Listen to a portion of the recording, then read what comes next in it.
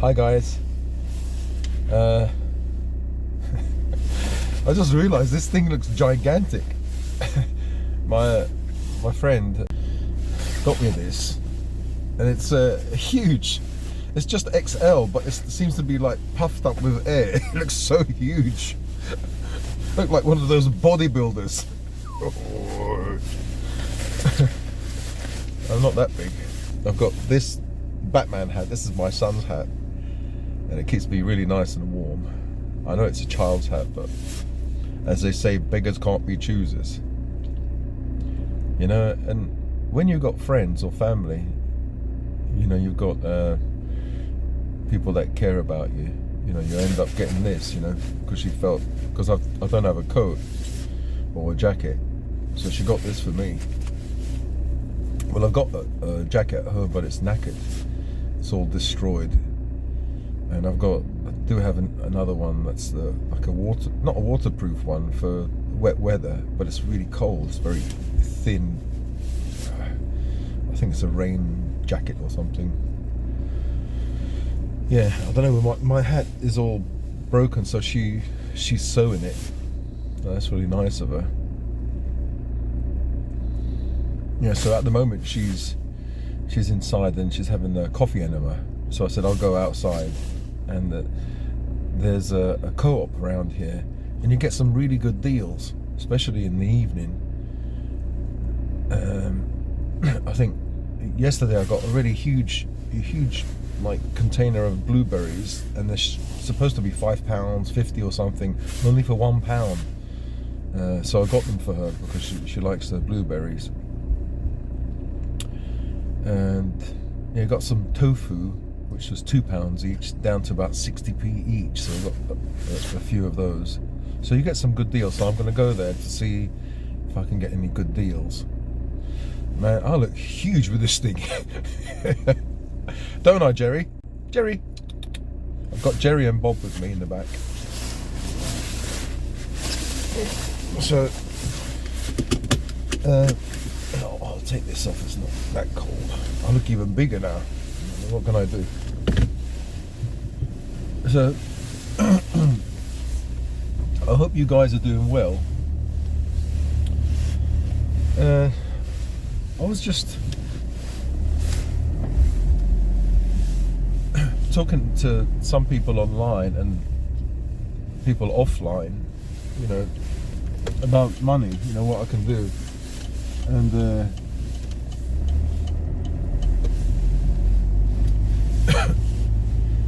so we were discussing, well, I wasn't discussing, I was just thinking about it because they mentioned it.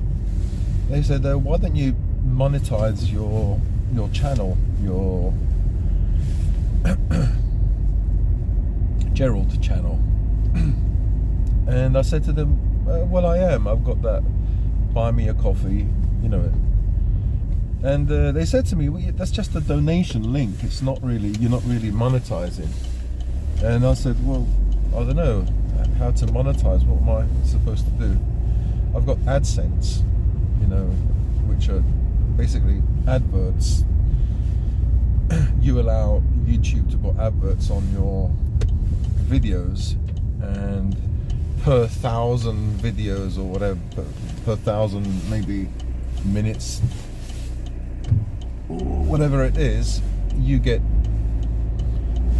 paid. But it's not a lot.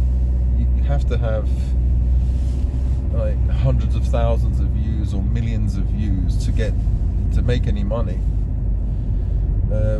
For me, like the criteria of making money is just having enough money to pay for bills and food.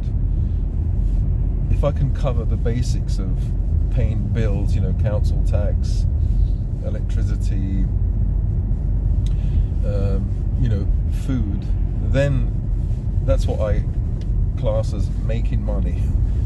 Just making enough to, as they say, make those ends meet. So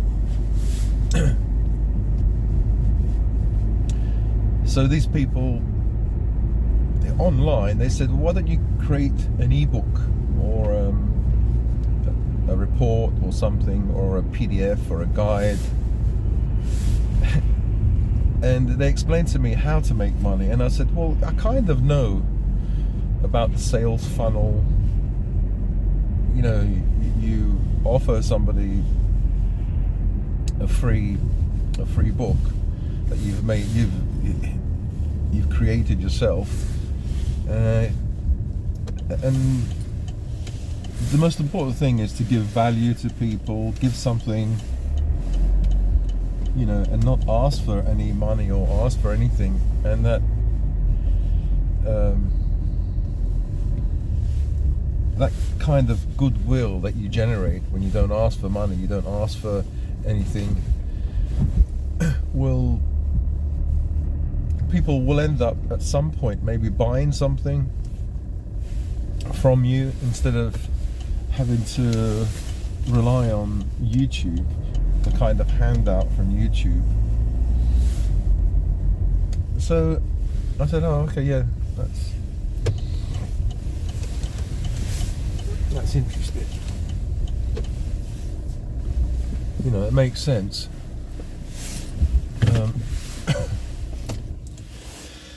So I thought, how do I create my own product? So the question was asked, you know, what do you want to be, not remembered, but what do you want to be, when people think about you, what do you want people to think when they see you, you know? You know, if you're a bodybuilder, they think, bodybuilding. If you're motivational speaker, they think, oh, goals, motivation. No, Bob. I said no. Shh. Be quiet. Be quiet, Bob. Good boy. Shh. Good boy. You know, I thought about the thread that goes through my whole channel, and you know, what value do I give to people? First of all, do I give value? And if so, what value? What help do I give people? Be quiet, Bob. Be quiet. Do I give help and advice and valuable knowledge? I don't know. These are things that I... Be quiet, Bob. These are things that... Be quiet, Bob. Bob, be quiet. Stop it. No, I don't like that. So already I'm thinking of the comments. You know, some people might say, well, you do give valuable knowledge on depression and divorce, maybe ADHD, social anxiety, you know, relationship problems, health problems. You know, I don't know if it's valuable, but it's a diary, I suppose. It's like a diary. These are diary entries. So what I said to these people is, how can I make a book out of my experiences? You know, what, you know, because they were saying, you know, what can you sell that is actually yours? So okay, yeah, you know, the advice that they give, you know, create an ebook, create a course, create a membership. Yeah, but okay, fair enough. If I was like a fitness professional or a bodybuilder, I know what I'd have to do, you know.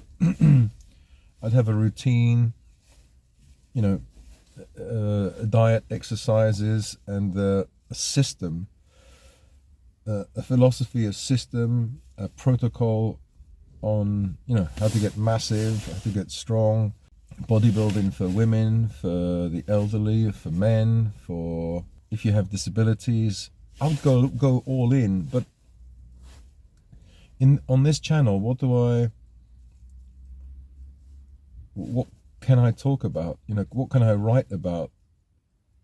So I can even offer a freebie. The only thing I said to them is like, yeah, just continue with the same kind of theme and create like a autobiography of my life thus far. All the stories, all those things. And they said, yeah, that's great. But I said, and it will end there because that's all I have to talk about is, you know, my life, I suppose I give people value because I am authentic, and it's quite rare. And the reason I can be authentic is because I don't have friends, I don't have family, I don't have anyone to slap me down and say, no, don't talk about these things. Apart from my my wife, or the lady indoors.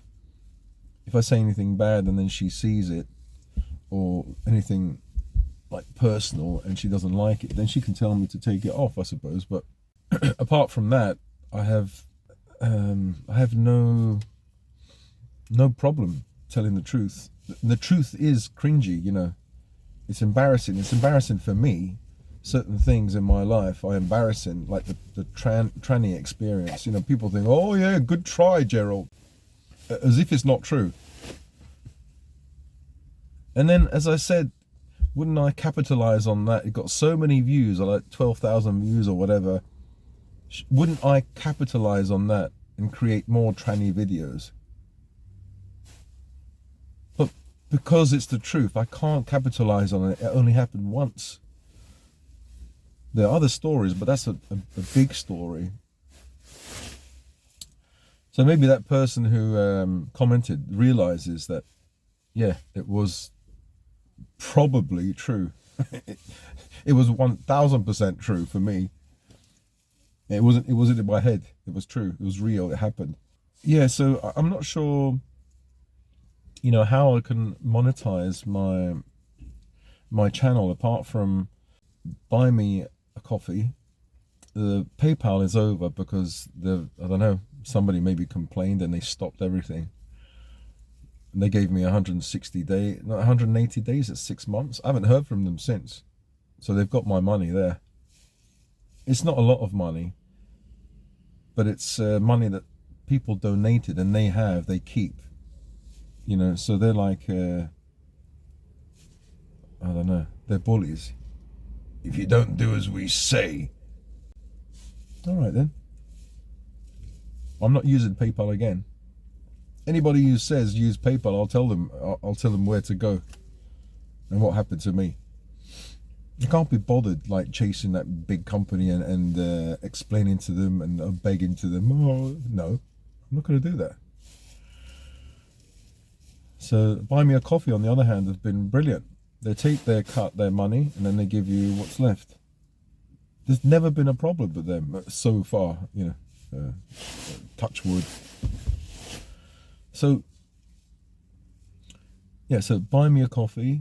There's another app called Coffee, which is similar, so I'll have to check it out.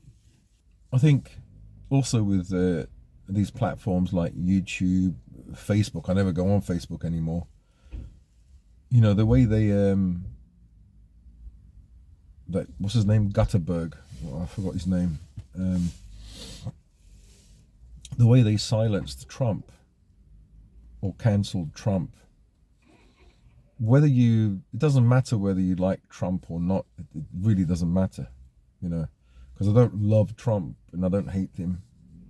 But the way they silenced him and they cancelled him just shows you like and at the time, I think there was a leader of a terrorist organization. He was allowed to be, was it on Facebook or was it on Twitter?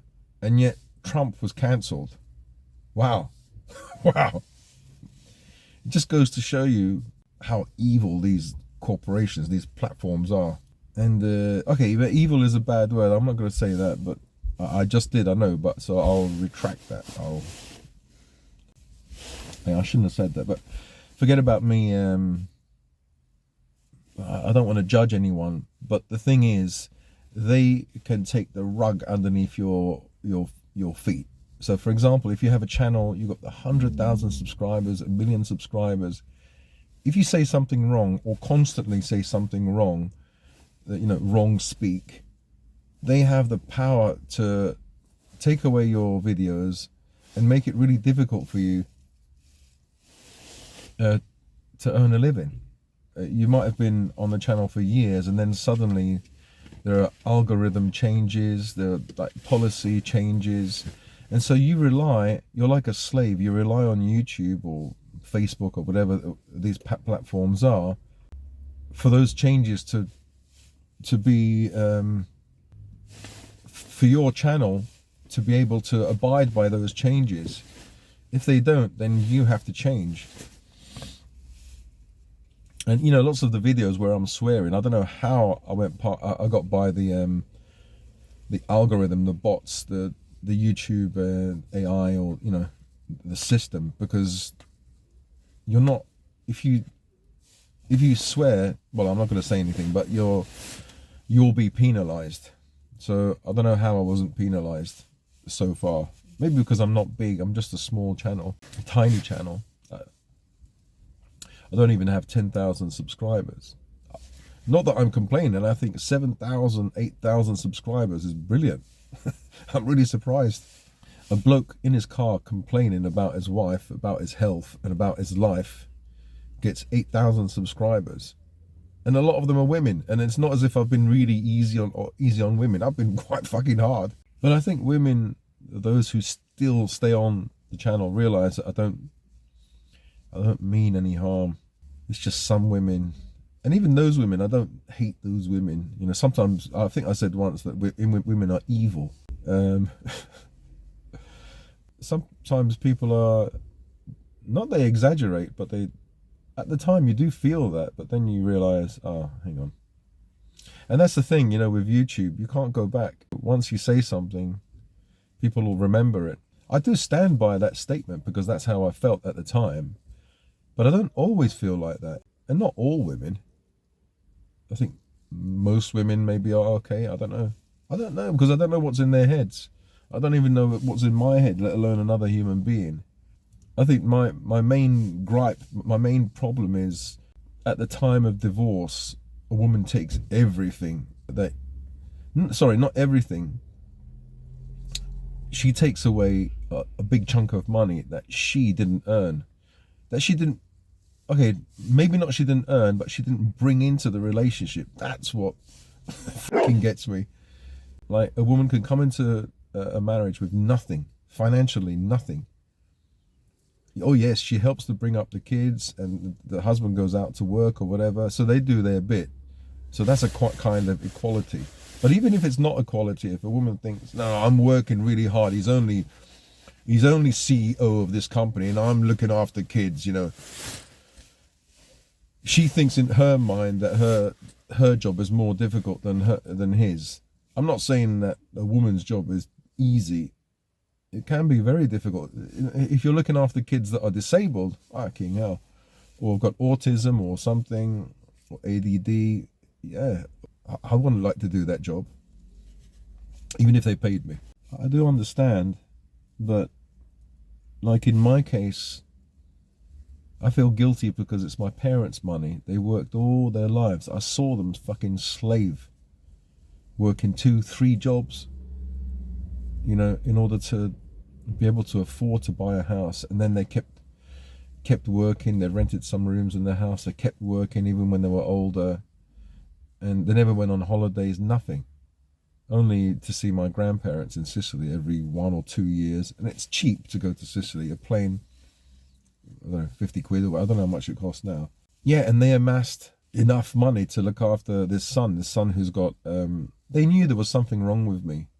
And they knew that I needed help, I needed money. And my mum and dad said, listen, son, one day you'll have this house. This house is yours. You can rent the rooms. You don't have to go and work like everyone else. So you'll have something to sustain you. You'll have more than enough. And I grew up like that, with that idea. Little did I know, I've got fucking ADHD and I've got some autism as well. I haven't been assessed yet, but I know a doctor has kind of assessed me. Not a psychiatrist, a GP, but he has ADHD and autism himself. And he says, yeah, you do have, he said, I'm not a psychiatrist, but all your symptoms, you have all the symptoms. So it's just a question of going to the psychiatrist and answering questions. But I knew I had something wrong with me a long time ago. I knew I was weird and not the same as other people. So when I was 28 years of age, I found out I was adopted. So since then, maybe I thought, maybe as a child I knew that I was adopted somehow, and I picked up on the differences between myself and my mum and dad, and doesn't every child think they're different anyway? Every person think they're different. I don't know. I haven't spoken to other people about this, but that's what I thought. And my depression and anxiety stem from having this feeling of being different and not knowing exactly what it is, but knowing that I'm different. But now I realize that I've been on fucking antidepressants for 31 years because I was wrongly diagnosed. I have ADHD. I can't go to appointments on time.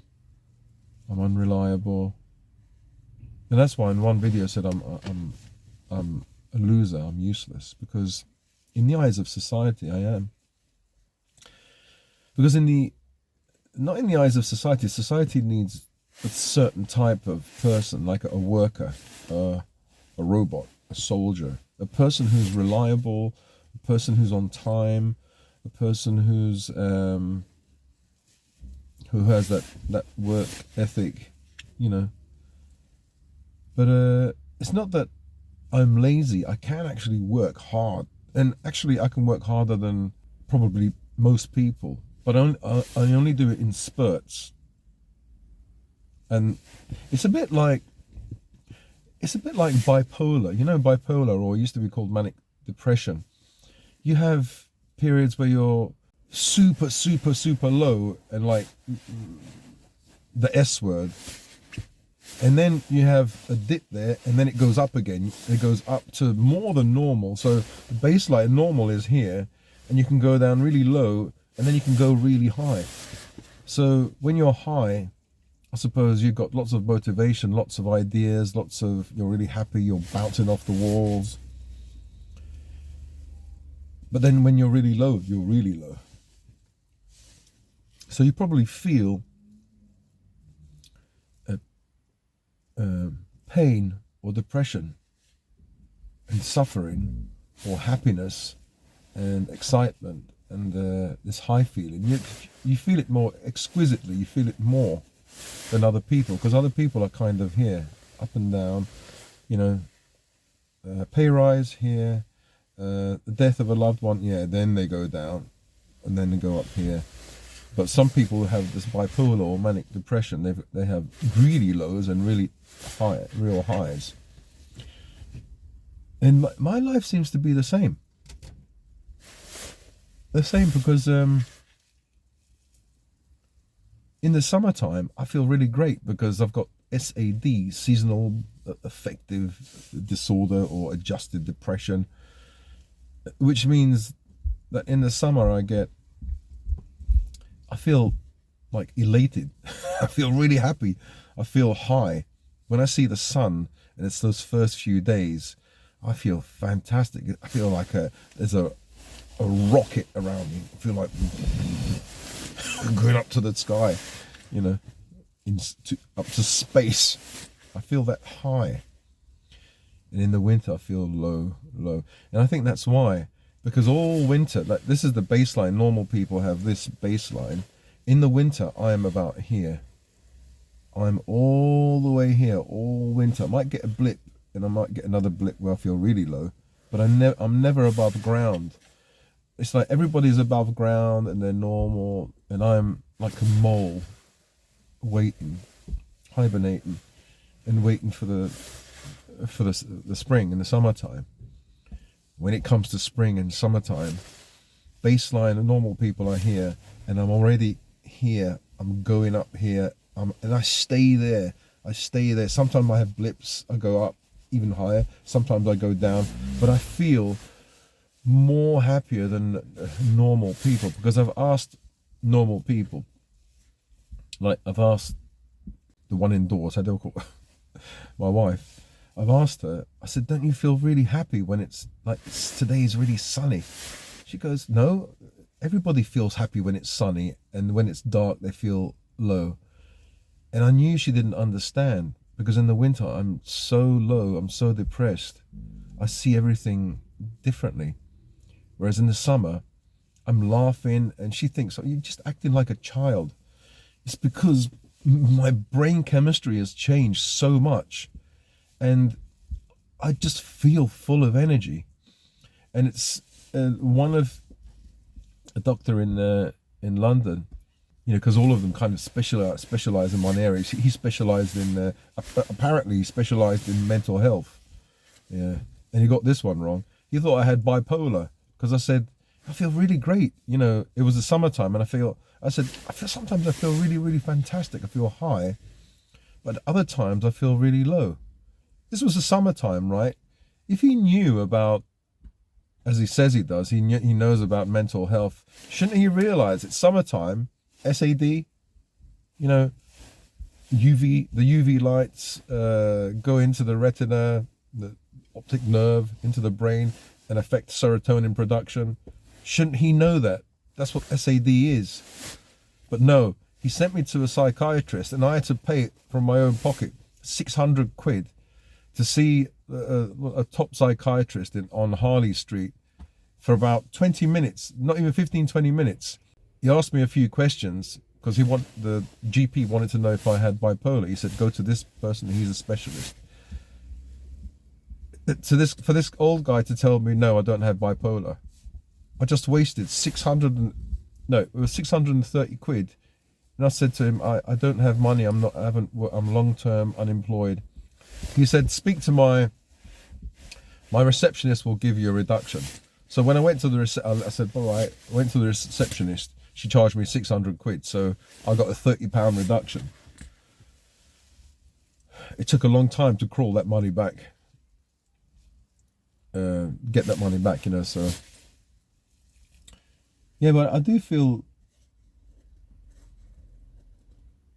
a kind of bipolar, not that I have bipolar, but there are like in the summertime I feel great because of UV affecting serotonin. I feel really great, and in the winter I feel really, really low. So there's a bipolar there, the two opposites there. Also with this ADHD or autism or whatever it's called, I feel everyone's at a baseline, and my baseline is here, my motivation is here. I can't get motivated. I'm actually really, really low. I can't do things. I can't go to appointments. I can't do this. I can't do that. But then if I find a subject that is really, really interesting to me, I have a few teas, I listen to some music, maybe I have a cake, carbohydrate or crisps. That sends my brain into a kind of genius mode.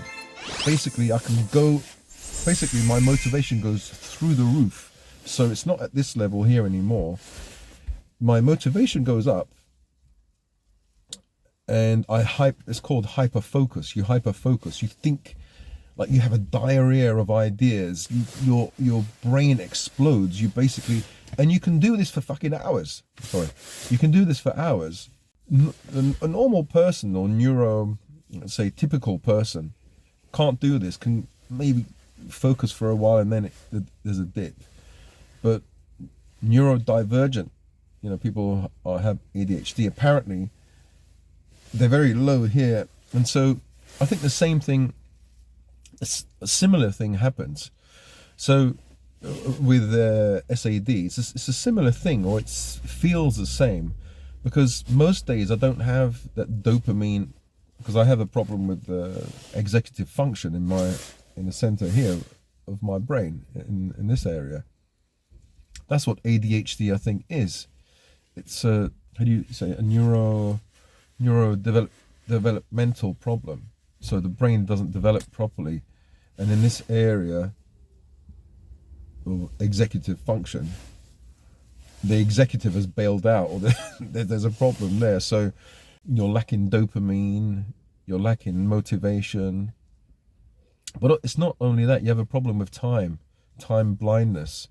So you can do things on the spur of the moment, but appointments become really difficult.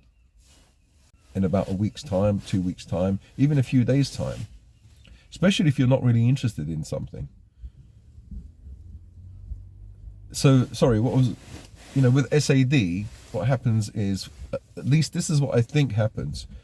So there's a baseline here, a normal person is here, and this is winter and this is summer.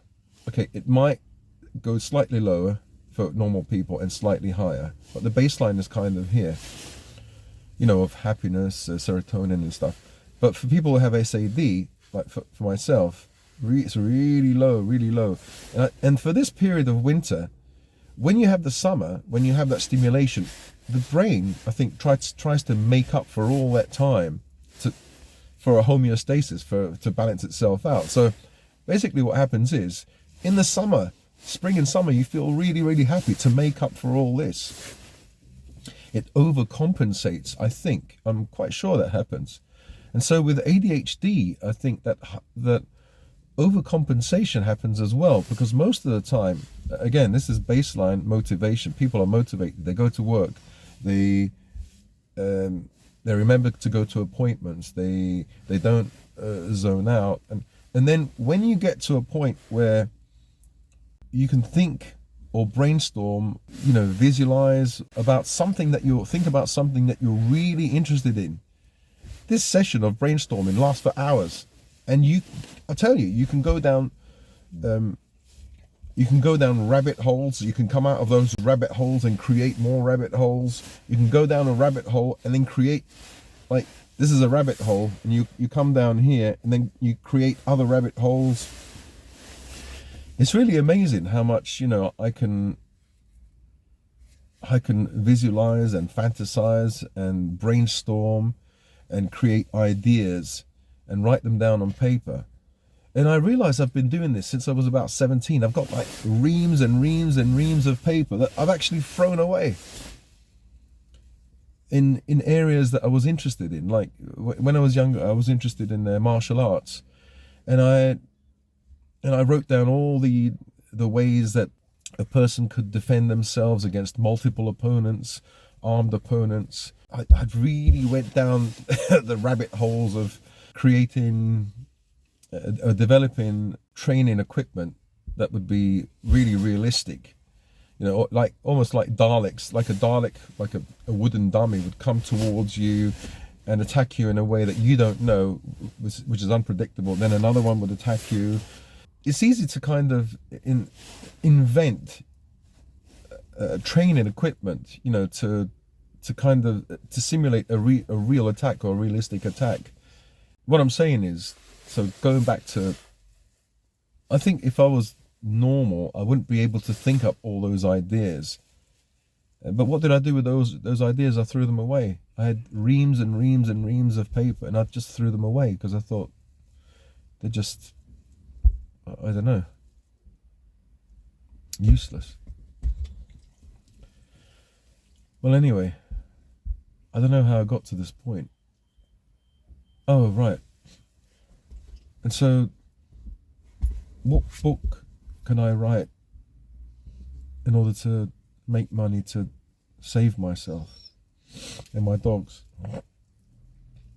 I can't rely on the goodness of other people and donated to me. Initially, I did get some nice donations. I thought, oh, this is great. But now it's, I think I got £40 in the whole month, which I'm still really grateful for. But unfortunately, you need money in order to survive. Well, you don't need money. You just need your bills paid.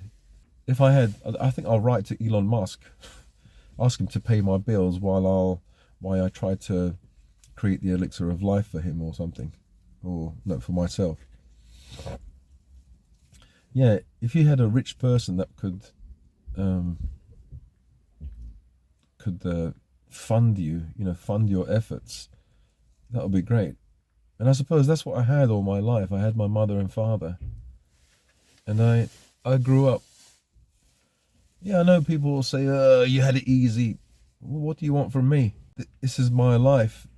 I wasn't asked to be born into a family with that parents that loved me so much, that protected me, and instilled in me certain values and a certain idea, some good things and maybe some bad things, you know.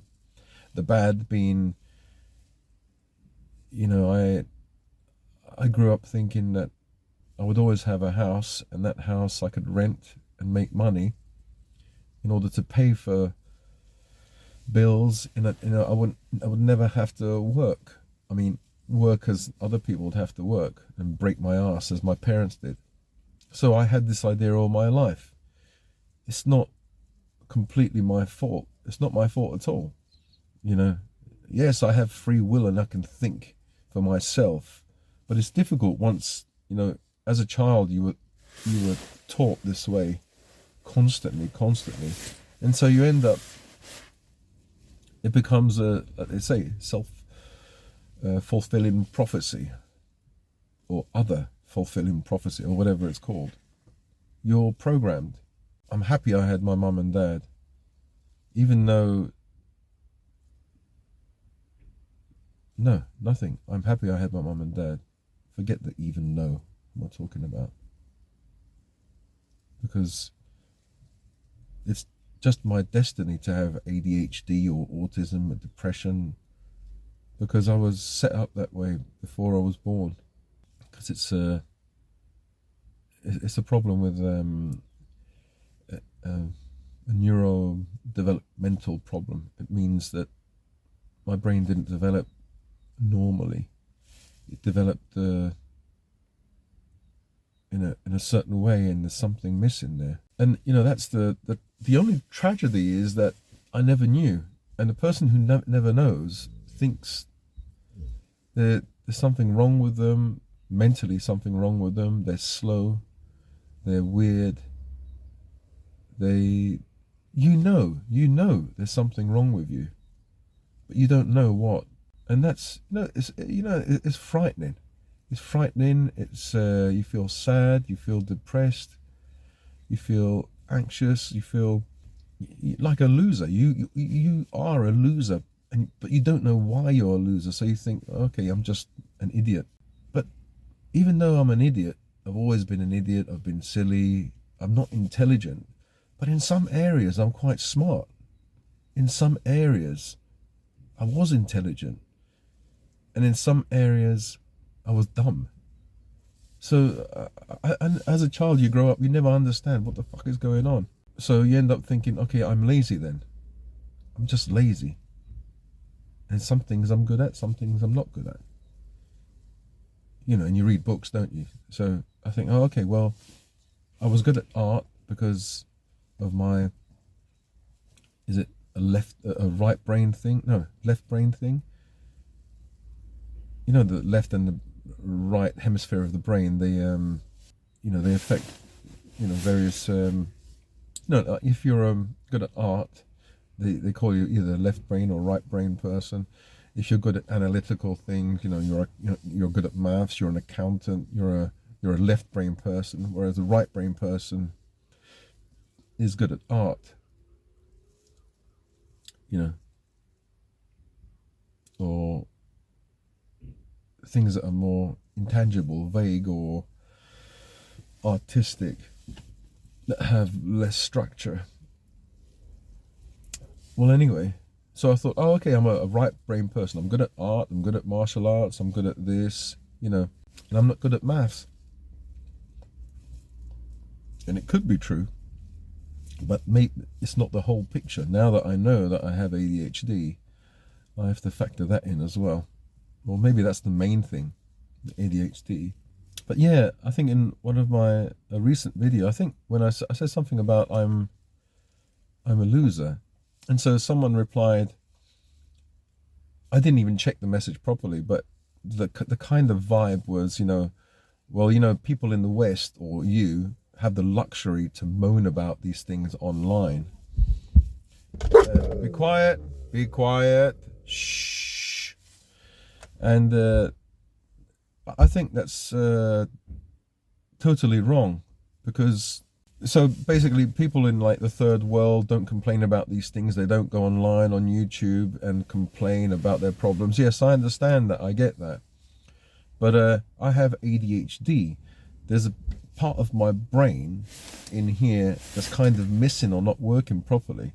And so if I talk about it, like why I can't get to appointments and I'm frustrated, why I can't set goals, for example, and do them, why I can't clean the house. People like you who don't understand, who hopefully now understand, will think, oh, this guy's lazy. That's what your problem is. You referring to me. But it's not that. It's not that I'm lazy. And yes, we do live in the West, and yes, we do have the luxury of going on YouTube and talking about our problems. But in other parts of the world, there's so many Indians or people in Africa, people in Europe, South America that go on YouTube. They can do it as well. In China, you can't, but there are various other platforms.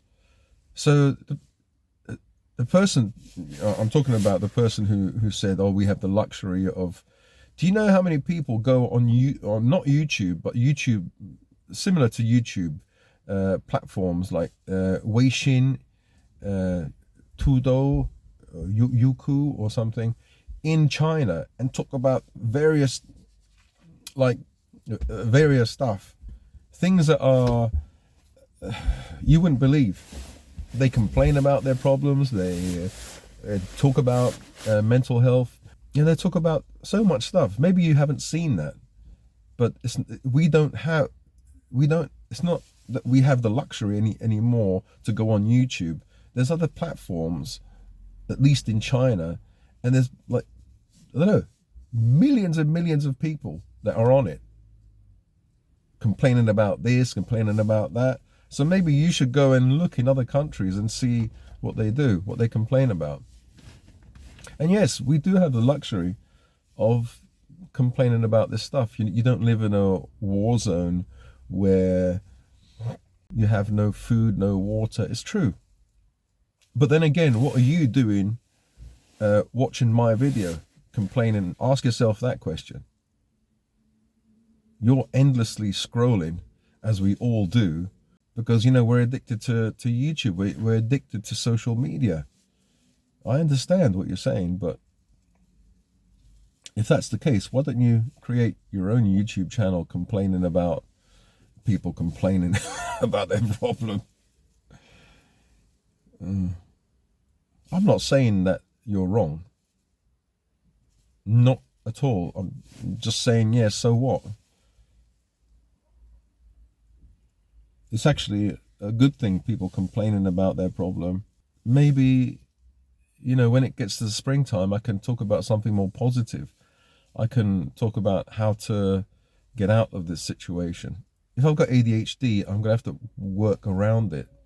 The beauty about knowing that I have ADHD or having a definite diagnosis is that then you can use that problem as a superpower.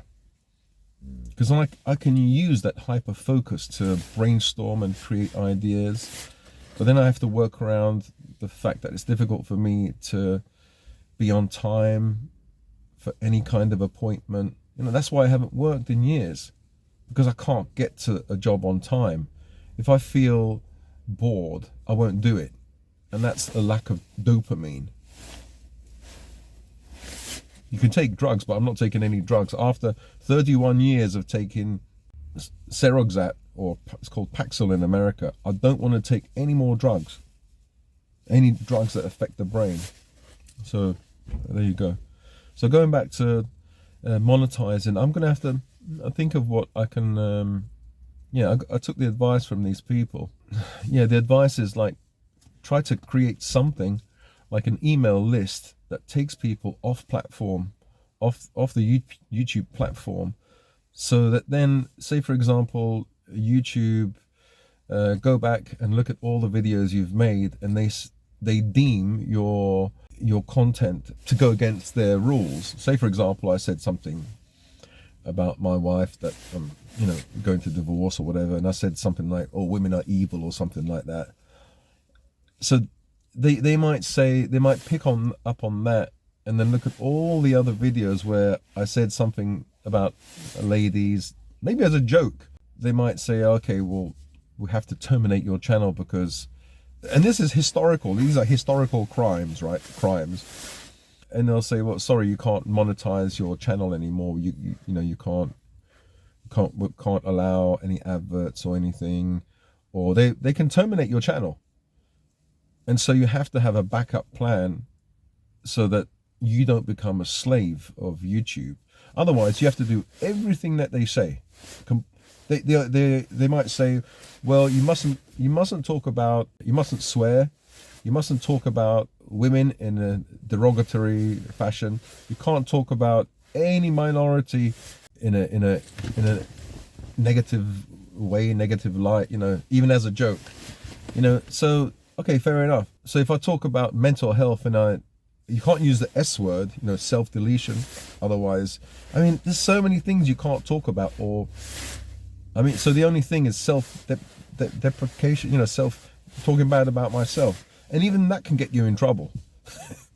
So by taking people off platform, and building an email list, that's what people do.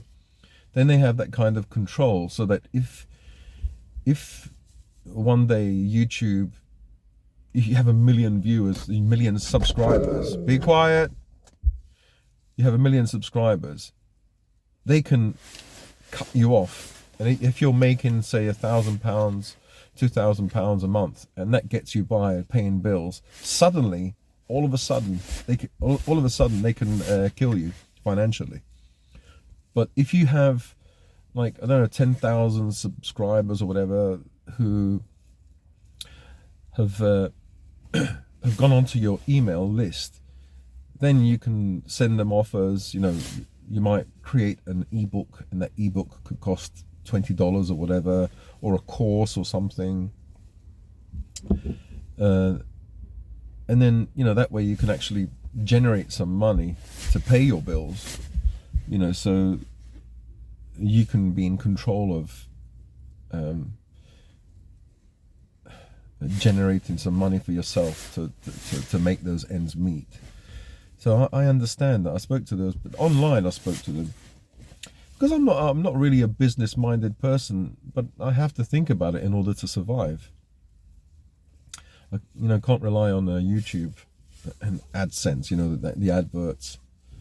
They're going crazy on the adverts. There's about 20 or 30 adverts per video now. It's ridiculous, And as I said, when I'm editing I upload the video, but it's not public yet. It's not online. It's for people to see.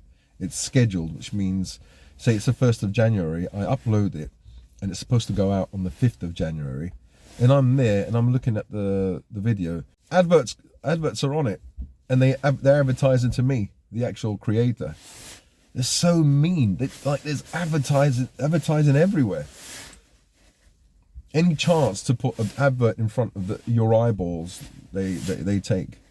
And so that must be really annoying to viewers, constantly seeing adverts. So if I could take adverts away from my videos and just keep it so that people just listen to me or fall asleep or whatever, or watch my video without a bloody interruption from an advert, and I could make money on the back end, make money through selling a course or an ebook or something, then I think the experience will be better. Because I think there'll come a point when people get so pissed off with adverts that, they've got no other option. There's no other video platform apart from YouTube. But they'll probably stop watching, or not altogether, but they'll watch YouTube less and less and less because of those bloody adverts. It's just ridiculous, I think. Anyway, yeah, so those are my thoughts at the moment. I'm going to go to the shop now and get some, hopefully at this co-op, and get some in the reduced section, sometimes there's some really good offers. Maybe I get some bread or spaghetti for the doggies, some meat.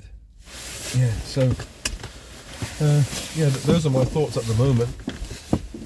What can I do? The only thing I can think of is, as they said, you know, create and make some ebooks, an e-course, a membership, whether it's membership on Patreon or on YouTube itself, you know, something to generate some money so I can pay bills, pay for the doggies, because I have to consider them as well. I have to put some money aside for the dogs, so that, you know, for vet bills, for, you know, food, for and other things. I think about that. It's not money it's not money to go on extravagant holidays or even for clothes. It's for the bare minimum, you know. The bare minimum, you need about £2,000 or £3,000 for that bare minimum. You have to pay for insurance of car and the house. You have to pay for, you know, council tax. You have to put aside for money for maintenance of the house, maintenance of the car, and maintenance of the dogs. And then put aside, vet bills, food for myself and the dogs. Bloody hell, I look absolutely massive. I'm actually this size. Look at this. My God, I can actually hide in here. Look how massive it is. I wish I was happy, you know, and laughed a bit more instead of talking about serious stuff. But I think that will happen in the springtime when, as I said, I feel more happier. Oh. I'd love to make jokes, but you can't make jokes, you know. You have to be careful. Unless you don't really care about anything, and then YouTube, you know, the YouTube bouncers come along and just bounce you off the platform. Alright, so I'll speak to you guys, I don't know when, another day, in another video. See you in another video. As I always say, love yourself. Love the people around you. I don't think there isn't a God or something that's looking over you all the time. You know, sometimes, I don't know, maybe some people think, I can cheat this person, I can not rob this person, but no one's going to know. No, your conscience will know, you'll know, that's the problem. And God will know. Whether you believe in God or not, there is something, I think, that's watching over us. As I said, whether it's our own conscience or something more. So try and do good. That's another, I think my next video I can talk about lying. You know that film Liar Liar? I'm just like that. I can't bloody lie. I've tried to. And that has gotten me into so much trouble, telling the truth. Yeah, well anyway, that's another subject, I suppose. Thanks guys for spending your valuable time watching me, as if you guys watch me, or listening to me at least. And yeah, so I'm gonna go now, and I'm gonna go in, see if I can get any good deals. Have a nice day wherever you are. Nice evening. Don't stress yourself too much, and relax, do exercise, treat your body well, treat your family well, walk away if there are any arguments, and chill out. And I'll see you next time. Bye. All these